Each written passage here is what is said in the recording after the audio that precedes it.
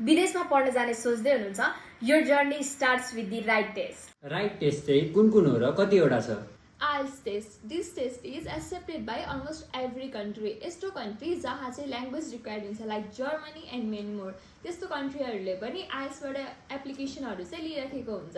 IELTS चाहिँ paper based र computer based हुन्छ। यदि हजुरहरू कम्प्युटर टाइपिङमा चाहिँ बेस्ट हुनुहुन्छ भने चाहिँ कम्प्युटर बेस्ड इक्जाम दिँदा हुन्छ।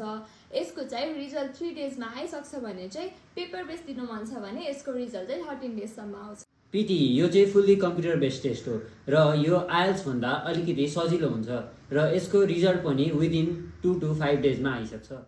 डुओलिङ्गो इङ्ग्लिस टेस्ट यो चाहिँ आइएल्स र पिटी भन्दा सजिलो, छिटो र घरैमा बसेर दिन पनि मिल्छ र Duolingo English test is accepted by over 4000 institution. TOEFL test यो चाहिँ युएस युनिभर्सिटिजहरूले चाहिँ मेनली लिने गर्छ। यदि हजुरहरूको फर्स्ट प्रायोरिटी युएस हो भने चाहिँ then this test will be best for you.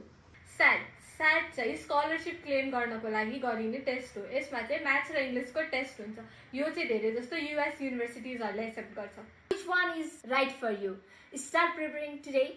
Your future begins now. Need help choosing or preparing? Contact us now.